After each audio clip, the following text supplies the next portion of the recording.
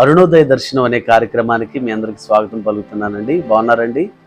మీరందరూ ఎల్లప్పుడూ ఆనందంగా, సంతోషంగా, సమాధానంగా దేవుని యొక్క కృపచేత, ఆశీర్వాదము చేత నింపబడాలని మనస్ఫూర్తిగా కోరుకుంటూ ఉన్నాను. మరలా ఈ ఉదయకాల సమయంలో దేవుని వాగ్దానాన్ని జ్ఞాపకం చేసుకుందాం.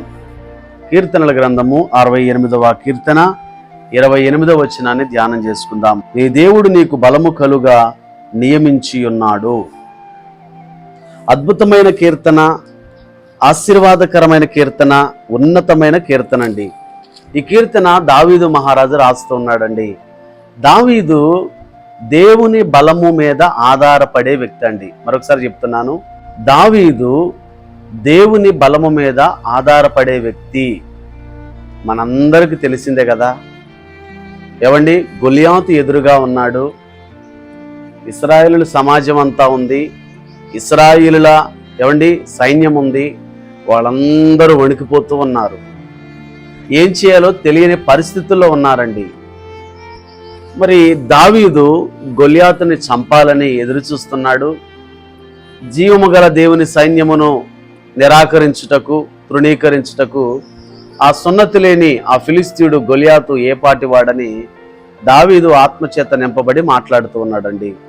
అయితే సౌలు రాజు దావీదుకి ఆ యుద్ధ వస్త్రాలు ఇచ్చారు, కానీ ఆ యుద్ధ వస్త్రాలన్నీ దావీదుకు లూజ్ అయిపోయాయి. ఎందుకంటే సౌలేంటో 6 అడుగుల ఆజానుబావుడు, దావీదేంటో పొట్టివాడు. అయినప్పటికీ గొప్ప విషయం ఏంటో తెలుసండి, లోక సంబంధమైన ఆయుధాలు గొలియాతును చంపడానికి దేవుడు వాడుకోలేదు. హల్లెలూయా. ఏమండి, ఒక ఒడిసెల, ఆ ఒడిసెలో రాయి పెట్టి మరి గొలియాతు ఆ తల దగ్గర, నుదుటి దగ్గర తగిలినప్పుడు గొలియాతు బోర్ల పడ్డాడు.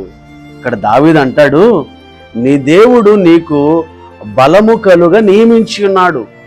మన బాధలలో, మన కష్టములో, మన అనారోగ్యములో, మన ఆర్థిక సమస్యలలో, మనం మానసికంగా కృంగిపోయి ఒత్తిడికి గురైనప్పుడు మనకు ఆత్మీయ బలాన్ని, శారీరక బలాన్ని, మానసిక బలాన్ని అన్ని రకాలుగా దేవుని బిడ్డలారా మనల్ని ఆదరించి, ప్రేమించి బలపరిచేది ఎవరో తెలుసా?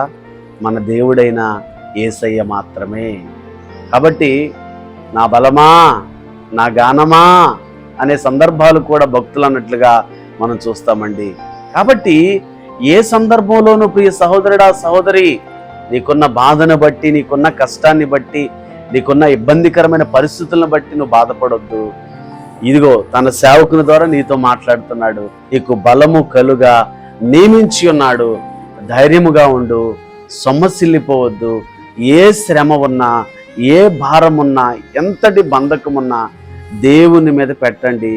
దేవుడే మన సమస్తమైన శ్రమల నుండి, ఇరుకల నుండి, ఇబ్బందుల నుండి ఆయన విడుదల కలుగు చేయగలిగిన దేవుడండి. ఇక్కడ మీకు చిన్న మాట చెప్తాను. అదేంటంటే, నువ్వు ఏ బంధకములో ఉన్నా నీ బంధకాలు తెగిపోతాయి, నీ బంధకాలు తుత్తునీలైపోతాయి. కాబట్టి ఎలాంటి పరిస్థితుల్లో కూడా నువ్వు భయపడకూడదు. దేవుడు శక్తిహీనులకు బలాభివృద్ధి కలుగజేసే దేవుడంట. శక్తిహీనులకు బలాభివృద్ధి కలుగజేసే దేవుడంట. శక్తిహీనునిగా ఉన్నావా, బలహీనునిగా ఉన్నావా, లేవలేని స్థితిలో ఉన్నావా, కృంగిపోయిన స్థితిలో ఉన్నావా, అవమానాలు భరించలేక ఆత్మహత్య శరణ్యమని అనుకుంటున్నావా? తన సేవకుని ద్వారా దేవుడు నీతో మాట్లాడుతున్నాడు. నీకు దేవుడు బలము కలుగా నియమించి ఉన్నాడు. బలము పొందుకో, పుష్టి నొందుకో. ఇదిగో ఆ యొక్క ఏలియా ఇజ్బేలుకు భయపడి పారిపోయాడండి. ఇదిగో కాకులతో దేవుడు పోషించాడో, ఇదిగో ఆ రొట్టె ముక్కలతో, ఆ మాంసముతో ఏలియా బలము పొందుకొని మరలా దేవుని బిడ్డలారా ఇశ్రాయేలీయులను దేవుని వైపు త్రిప్పడానికి బయలుదేరుతూ ఉన్నాడు. హల్లెలూయా. కాబట్టి ఎట్టి పరిస్థితుల్లోనూ మనం భయపడే పని లేదు. దేవుడు మనకు తోడుగా ఉన్నాడు, నీడగా ఉన్నాడు, అండగా ఉన్నాడు, నీకు కాపుదలగా ఉన్నాడు. అటు రీతిగా దేవుడు బలహీనులుగా ఎవరైతే ఈ వాక్యాన్ని వింటున్నారో దేవుడు మీకు బలమును దయచేయును గాక, ఆరోగ్యమును దయచేయును గాక, శక్తిని దయచేయును గాక. మీ సమస్యలో నుండి దేవుడు మీకు విడుదల దయచేయును గాక. మీ కొరకు ప్రార్థన చేస్తాను. పరిశుద్ధుడా, ప్రేమ కలిగిన మా తండ్రి, వందనాలు, స్తోత్రాలయ్యా. ఎంతమంది అయితే నా ప్రభు బలహీనులుగా ఉన్నారు, లేవలేని స్థితిలో ఉన్నారు, అనారోగ్యము చేత అయా కృంగిపోయి ఉన్నారు, మానసికమైన ఒత్తిడుల చేత కృంగిపోయి ఉన్నారు, ఆదరించేవారు లేక, ప్రేమించేవారు లేక, ఆత్మహత్య శరణ్యమనుకుని ప్రభా ఎంతమంది అయితే నాయన భయంకరమైన ఆందోళనకరమైన పరిస్థితుల్లో ఉన్నారు నా తండ్రి, మీరు వారితో మాట్లాడి ఉన్నారని నమ్ముతున్నానయ్యా. మరి ముఖ్యంగా మంచాన పడి ఉన్న బిడ్డలను లేవనెత్తండి అయ్యా.